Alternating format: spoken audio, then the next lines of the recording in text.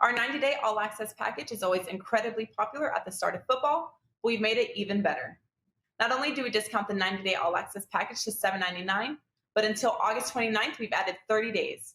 That's right, until Sunday, August 29th, you get 120 days of the most action-packed sports month for only $7.99. That would include the rest of the NFL preseason, all MLB plays through the World Series, the entire college football regular season, at least 15 weeks of the NFL, over 2 months of the NHL and NBA, over 6 weeks of college basketball, plus any soccer, UFC, Asian baseball, Asian basketball, golf, and any other sports your favorite capper releases. The most action-filled 120 days of the sports year are yours for only $7.99.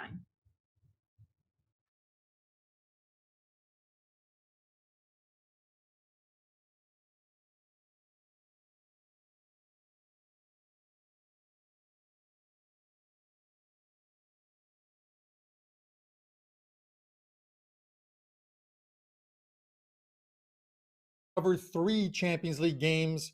It's the final leg of the final round of qualifying. 6 teams have a chance to make it into the big tournament, and the next 2 days will determine which of the 12 teams, which 6 will go through, and then we'll have the draw coming up, and then finally the tournament will start in earnest in September. So I'm really looking forward to that. With me from WagerTalk.com, it's Nick Borrman and Kevin Dolan, and from Sportsmemo, it's Pavlos Laguretos. Pavlos, before I go to you, because I know you're coming back from vacation, I will say I'm a little under the weather today, but we're going to plug through this show. MRI yesterday, those things aren't fun. I'm telling you, 30 minutes inside that machine. I think they were looking to see why I took Juventus on Sunday, or when they have a goalie like Chesney. Absolutely brutal display. 2-0. They were on their way to victory, I thought, and then Chesney just 2 brutal plays, which led to 2 goals against them by Udinese, and a 2-2 draw, which isn't good when you're laying a goal with Juventus, but we will get back at it. Pavlos, you sent us a bunch of pictures. You were on a yacht for a week, cruising, what is it, the Mediterranean? Where were you?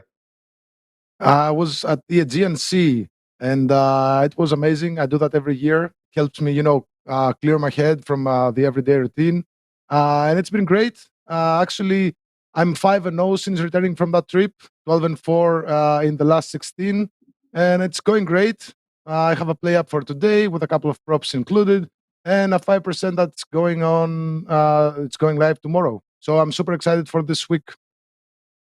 Awesome. Welcome back. Nice start, and roll it into the weekend, because you will, on Thursday's show, be our capper of the week and weekend. So keep that run going. How much sleep are you getting, Nick Borrman, with that new addition to the family, and how are things for you?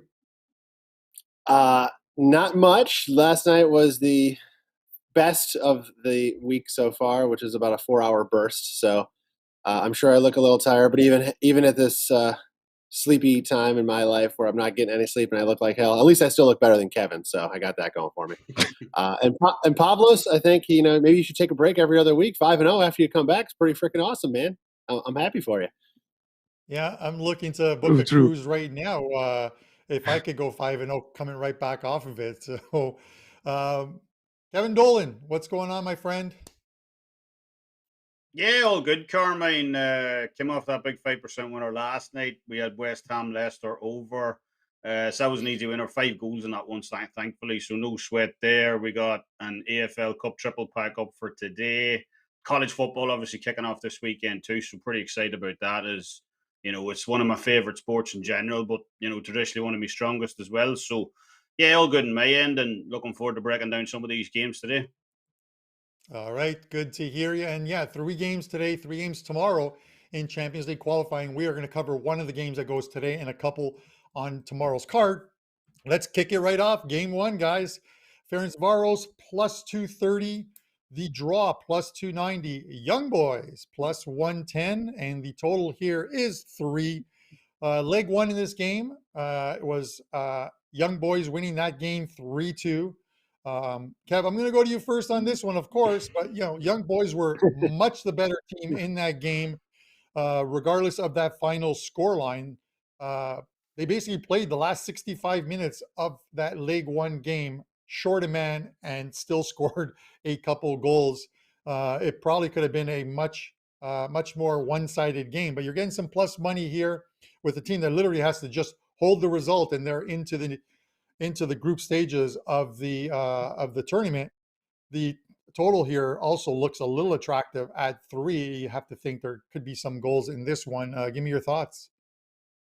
Well, I'll just start off, obviously, categorically saying I do not like Young Boys this week. I liked Young Boys last week. I've since changed. I'm not so big on them this week. But, that was a crazy game over in Switzerland, that first leg. 5 goals. There was missed penalties. And, hopefully in for a bit of the same later today. Both teams should be well rested. Both their respective leagues, I believe, postpone their weekend matches to get them ready for this tie. It is such a boost to the smaller leagues in Europe, to get their teams in the Champions League. So, big money there. And, as you said, I thought Young Boys were the better team overall. They were clinical in that first leg. They looked very dangerous going forward. Despite their fast start, I thought a lot of, Ferencvaros' play, it was just a little bit stagnant in parts. They weren't particularly effective at penetrating, just an awful lot of possession, 65%, I believe. And, they were mostly relying on half chances to me. And we saw what Young Boys did with that 35% possession on the opposite end, absolutely tore through that Hungarian backline in spots. So I think this is a dangerous game for Ferencvaros. Obviously they'll need to push the tempo at some point here. And that could leave them vulnerable to, Aliyah, Sabatu and co at the other end. So for me, I like the total as well. It's got to be over here. Ferencvaros have been strong at home. They've averaged 2.75 goals per game over the last 4 wins there. And, even without Frank Bolly here, their 2-time goal scorer last time out, they still have to push the tempo, as we said in this one, as this tie is really wide open for anyone to progress. And, Young Boys haven't looked particularly impressive on the road either in this competition, winless over the last 4 qualification away games. So I do think we see goals tonight, and over 2.75, minus 125, I think I've seen, looks the standout player for me in this one. Yeah, and when you talk about money for these teams that qualify for this tournament from these smaller leagues, look at some of this money. And Pavlos, I'm going to go to you next on this one. If you qualify for the Champions League group stages, 18.6 million just for qualifying, then 1.1 million for any draw in your 6 games. Win a group stage match, $3.3 million awarded to the team for a win. So it is why it's the most lucrative tournament that there is.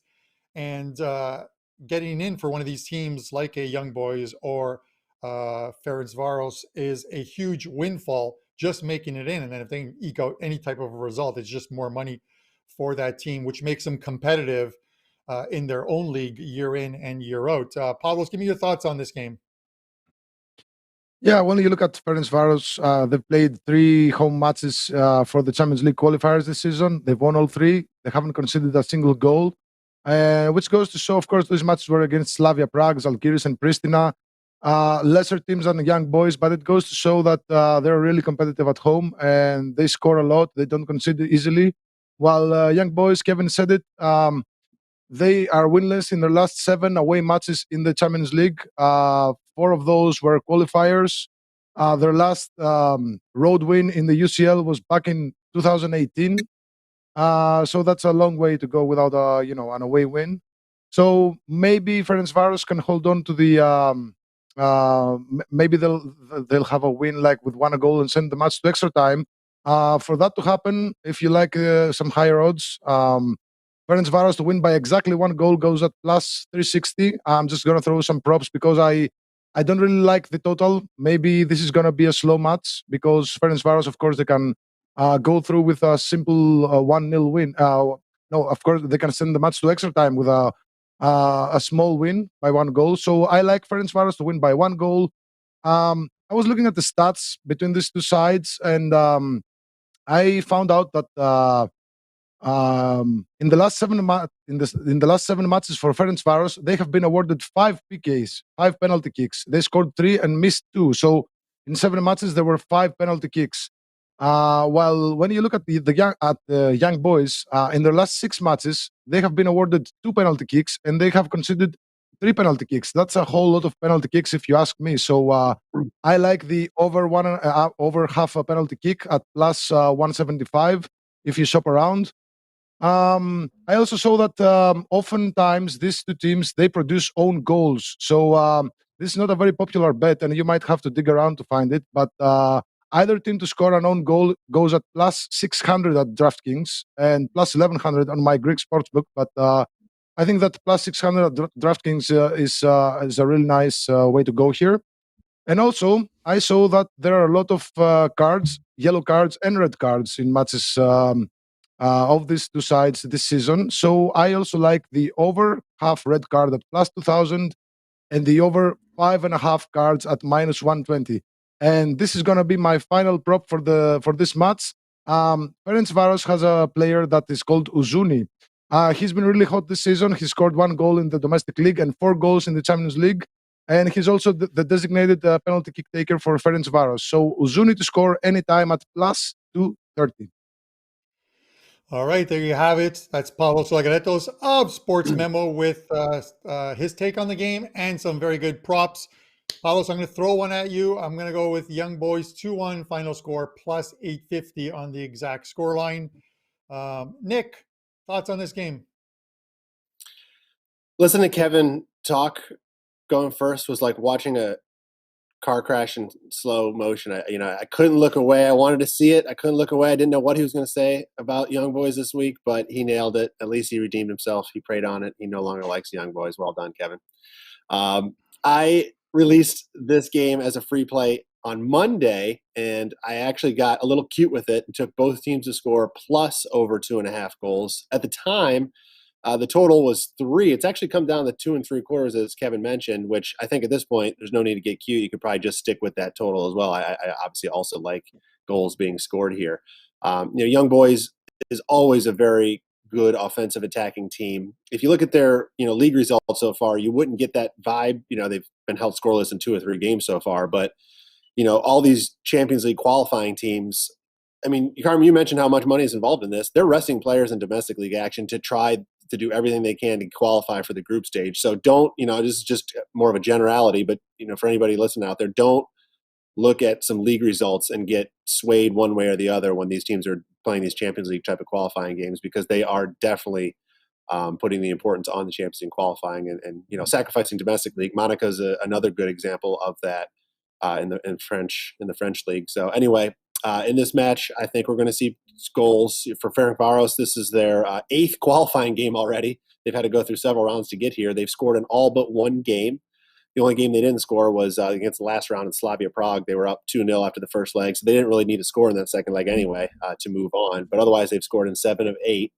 They've also conceded in each of their 3 leg 2 matches, and we always know leg 2s are going to play out a lot differently than leg 1s, especially in this final round when this is it. Both teams have been playing several games to get ready for this one moment, and it all comes down to today's match to get into that group stage. So I think both teams will lay everything on the line. Both will take a lot of risks. Both will do whatever's needed to try to get that win.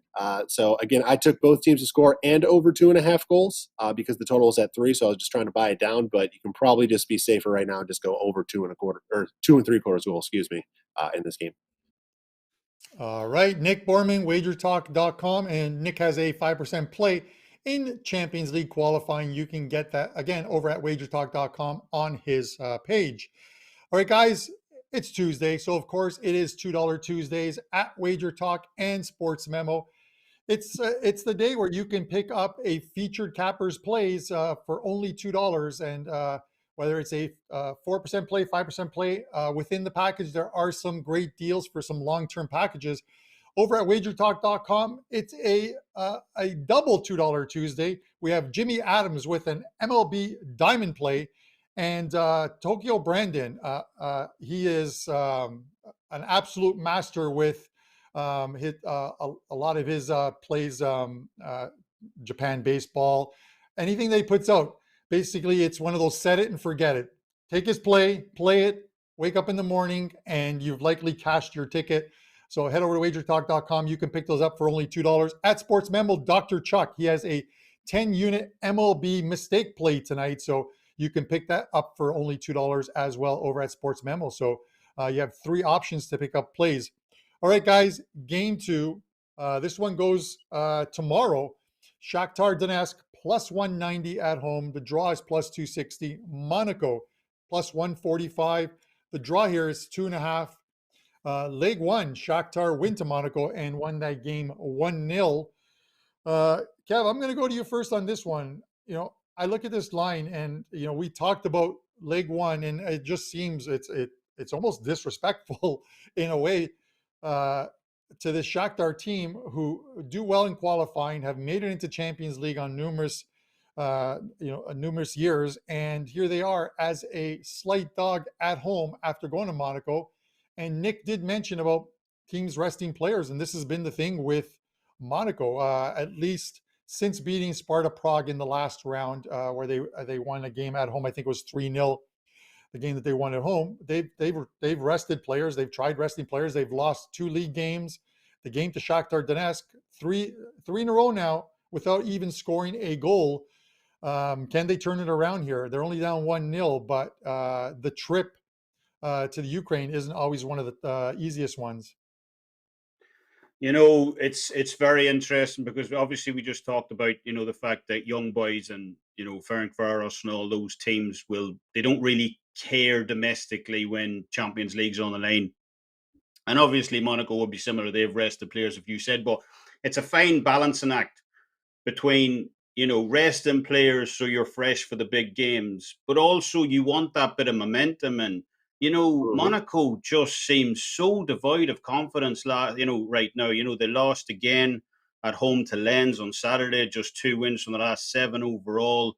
They just look like a bit of a shell of a team. So I think they've rested to the point of they just look like a team who will struggle to win. And I think all the momentum's with Shakhtar. And as you said, I think the line is a little disrespectful here. The Ukrainian side have a great record in Europe, especially after winning that first leg away from home. They've won 11 of the last 12 second legs, in which that was the case. Monaco, on the other hand, they've just kept 1 clean sheet over the last 19 Champions League road matches, and all just 2 wins as well, which came in the last round, as you said, against Sparta Prague. Over their last 17 Champions League games proper, I mean, those are some pretty stark numbers over recent history. And I'm just not sure, basically, that you can, rest a couple of players, bring them back for a big game and simply switch it on. I don't think it works that way. You need that bit of momentum. So, on paper, look, the French side definitely have the talent to win this tie. There's no doubt about that.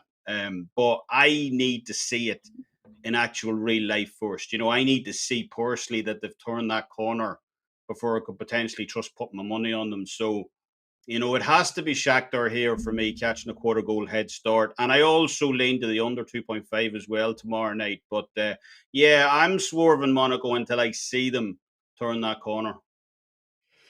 Yeah, and I tend to agree with you. It's one of those ones where they could very well end up in Europa League this year. Or, resting players like Ben Yedder hasn't. I think he's only started 1 game of the last 3. And I did refer to Shakhtar as the almost the Brazilian B squad, because they do have quite a bit. And I think there were seven in the starting 11 in leg 1, and I think you're going to see a similar one here, if not more. They could have an 8th or 9th in there. Nick, give me your thoughts on this one. Listen, I think Kev made a very good point about, beginning of the season especially.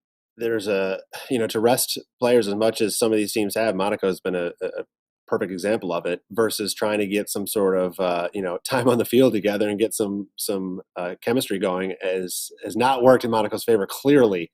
And I think they'd be better off if they had been playing everybody. I mean, Yedder and Volland haven't started a game together in League One, and it obviously shows in their league records. And they're trying to do it in the Champions League when they play. They are better. They have been performing better there, but Shakhtar has experience, man. I took them plus a 1/2 goal in the first leg simply because of that. They've been in this competition.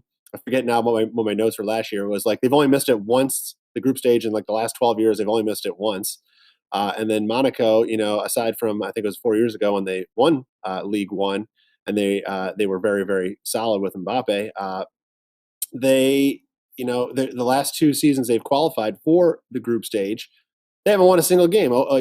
12 games, no wins. I mean, it just shows that they just don't have the experience in this type of competition versus Shakhtar. And this situation sets up for Shakhtar to do what they do, lock this game down, play this thing out. I don't like Monaco having to go on the front foot here and having to try to chase this game, even though they're set up to do so. I just don't see it because they haven't proved it yet. And I'm weary to lay any sort of goals here. So I agree that Shakhtar catching goals at home is the way to go. I actually like the total a little bit more, just because I think it's still, anybody's game. It's only one goal. And with everything on the line here, I think neither team is going to want to make a mistake. Listen, if Shakhtar go up 1-0, I think this thing's going to be over. And they'll know how to lock it down. And then at the same time, Shakhtar doesn't want to let Monaco back in it. So I think we're going to see a very conservative game at first until that first goal comes. And it might take a while. So I like the under 2.5 goals as well in this game.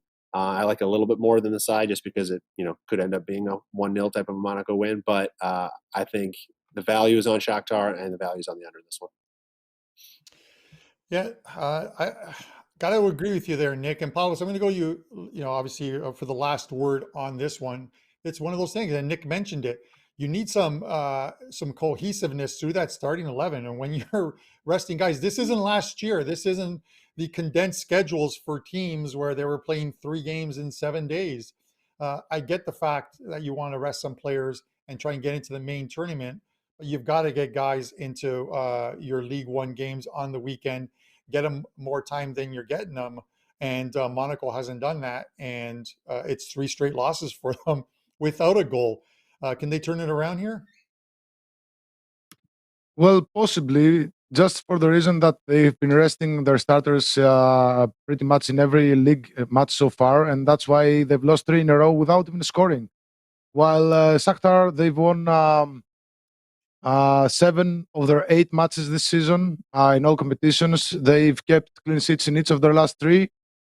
They beat Genk by 2-1 in both legs in the previous round. Last season, they did an excellent job also in the Champions League. They finished 3rd in a group that also featured Real Madrid, Gladbach, and Inter Milan, which was excellent. They grabbed a couple of goalless draws against Inter Milan. They beat Real Madrid by 2-0 at home.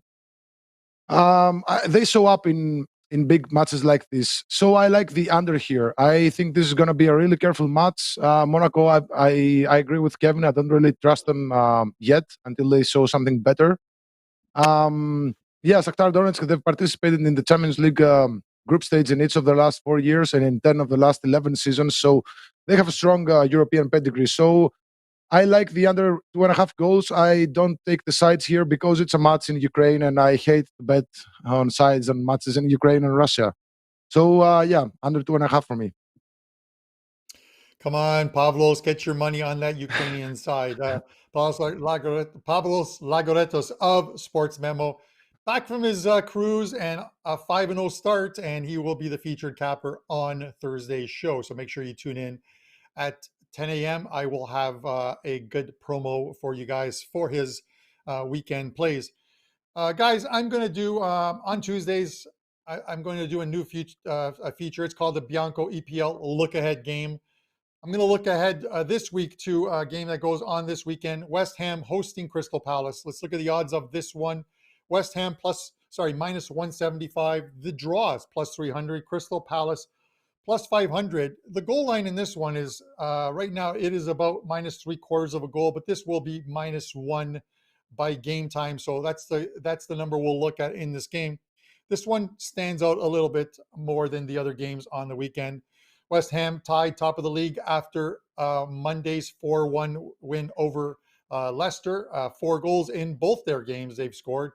And while there was a red card to Leicester late in the first half, West Ham were the better team throughout that first half and even better in that second. They can make it 3-0 here out of the hop. Moyes has this team looking good. They're an attacking team playing extremely right now and full of confidence. And they should head into the international break 3 for 3 and still atop when they return in 2 weeks' time for round 4 of their schedule. And they've got a tough schedule waiting for them. So this is probably one where they want to pick up the full 3 points. Crystal Palace, a team that we looked at in our preseason, and I think it was Kevin Dolan that said he thinks this team is going to struggle. And I definitely agree with them. They couldn't pick up any. They picked up a point against Brentford. They should have picked up all three because this is their schedule that's awaiting them when they return. They've got Tottenham, Liverpool, Leicester City, Man City within a 7-week span. This is starting to look like the 2017-2018 season where they started the season 0-7, failing to score a goal in any of those games. They're close to that now. 2 games, no goals scored. This team looks a little toothless at the minute. So I'm going to go with West Ham here. I will lay the 1 goal. Anytime you're laying a handicap, it's always tough, but it's even tougher to want to take Crystal Palace in this spot +1. So it's West Ham -1 as your look ahead game for this weekend. All right, guys, final game on the card. This one's a bit of a surprise, but this is one that I think merits looking at. Brondby and Red Bull Salzburg. The line on this game, Brondby at home +570. The draw +360. Red Bull Salzburg, I always want to say Leipzig, but is -210. The total is 3.0. Nick, I'm going to go to you first on this one. Leg 1 result, 2-1 for Salzburg. And this is one of those games where if you bet Salzburg in game 1, and you laid the handicap, which I just talked about in that last feature game, the handicap was about -2. If you didn't watch the game and you only looked at the final metrics of this game, what you saw was Salzburg 74% possession, Salzburg 29-2 attempts on goal, shots on goal 10-1 for Salzburg. Final score was only 2-1. This is one of those one-sided games that just did not. Just wasn't one-sided on the final scorecard, but you got to think that Salzburg's the play here. Yeah, Salzburg should be up 4-0 right now. This thing should be over. The fact that that's 2-1, and the fact that they needed a 90th minute goal to even get to that point was pretty ridiculous. But listen, Brondby came out. They scored a goal in the 4th minute and surprised Salzburg, and Salzburg were playing catch-up the rest of the way. I don't see that happening again. I don't think they're going to catch them off guard by any means. Salzburg is in the European, I guess the European circuit, they're a fun team like an Ajax where they just year in and year out produce talent. They ship them off. They get a lot of money for transfers, and there's always good players at their academy. There's always good players coming up through their system. So they're a fun team to watch. I like them a lot. I think they're going to win this game hands down without much ease. Take them any way you want. Full game, first half. It's actually only even money right now just to win that. But Carb, you mentioned it. I don't need to replay all the stats, but even on the expected goal tally, it was 3 expected goals to 0.18 for Brondby. So that's just further numbers to back up the fact that they just absolutely dominated the game. And yeah, this game's going to be played in Denmark, but I don't care. It's not going to change the play on the field. This is going to be a completely dominated, one-sided Salzburg controlled game. Doesn't mean, like we saw in leg 1, that they just go out and win 4-0, but they should more often than not be able to put this away by a couple of goals. So I can't make any sort of argument for Brondby here. It's got to be a Salzburg play or nothing here. Yeah, Nick, I have to agree with you. I think it's a one-sided game. It's one of those ones where Brondby got that early goal. Pavlos, I'm going to go to you next on this one. 4 minutes in, and when you're laying a number, like if you're laying -2 and your team gets scored on first, it's not what you want to see as a bettor at any time. Of course, you don't want to see yourself get scored on, but it was so one-sided. Give me your thoughts on this one. Yeah, Salzburg is the way to go here. Brondby have been really terrible this season. They played first 7 matches. They have 3 losses and 4 draws. They haven't yet won. They haven't get a single clean sheet so far. They conceded 2 or more goals in 4 matches, but they did score in 6 of those 7 matches. So both teams to score was in 6 of those 7 matches this season. And when you look at Salzburg, of course, they're excellent up front. They have played 7 matches so far in the season. They won all 7, but they kept just 2 clean sheets. Both teams scored in 5 of their 7 matches, while Salzburg scored 2 or more goals in 5 of those 7 matches. So I think Brondby will. They have a solid offense. Of course, they struggle a lot. They struggled a lot in the first leg. They only had 1 shot on target, which was a goal. But I think they'll try to do whatever they can here, their best. I think they'll score here. So if you like both teams to score, goes at -145 at DraftKings. The over three goals at -115 is also something to look at, but I'll personally take the combination of both teams to score and over 2.5 goals at -110. This looks like a reverse score, like a 2-1 for Salzburg, like a 2-2 or something like that. I expect goals from both sides. I don't expect Brondby to go down without a fight, but I think Salzburg eventually will get the job done. Pavlos Laguretos of SportsMemo. Pavlos, I'm going to throw another one of those exact scores, some pizza money for you. How about Red Bull Salzburg, 4-1 final score, plus 1,800. There's some pizza money for you, my friend. And Kev, I'm going to give you the final word on this one, but it's a 1-goal, 2-1 was the first leg. There is no away goals rule here. The aggregate is no longer in play. And yet you look at the team to qualify, and Salzburg is -1,600. You don't see that in any of the other 5 ties where there is a 1-goal separation between the two heading into leg 2. This is a direct sign that the books feel that Salzburg is the team advancing. As far as covering the number in this game, what do you think? Well, the books are right, because firmly agree with Nick's points. I think Brondby need to get out the Danish national guard here to keep Salzburg off them, because I love that 4-1 scoreline. I can see that definitely happen. The Austrians, they just look so strong. They've lost just once over the last 20 games. They won 18 of those games. That one loss came against Monaco in a club friendly back in July. So obviously scratch that. And I just think they're head and shoulders above Brondby right now. You mentioned those first leg figures.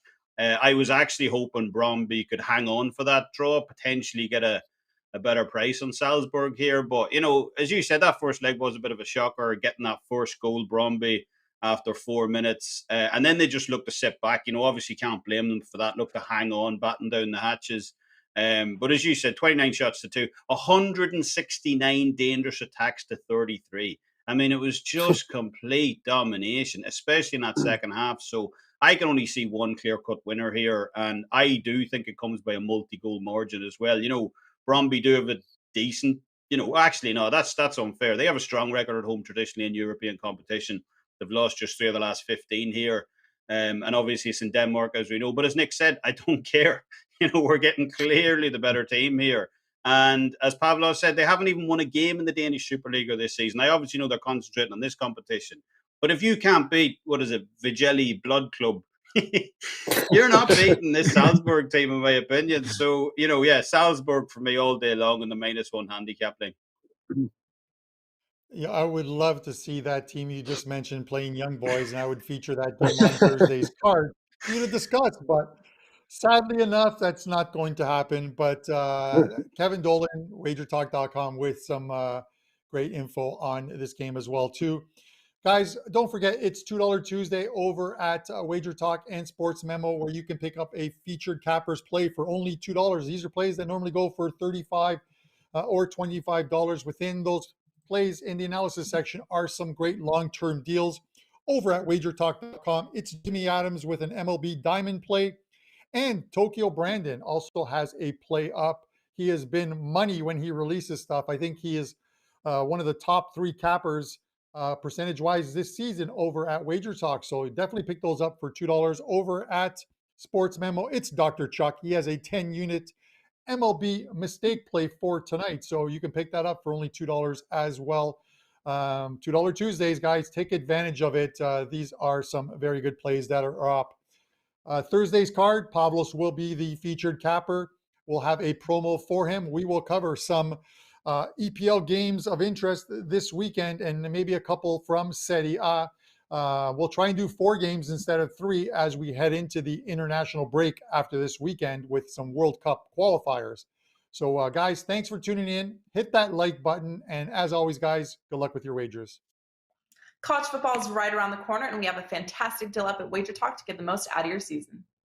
Kevin Dolan, the Irishman, has got an incredible 105, 68, and 3 on all 4% and 5% college best bets since joining WagerTalk for over 127 units in total profit. If that wasn't enough, Kevin has also added over 78 units on all soccer best bets to the client bankroll since May as well.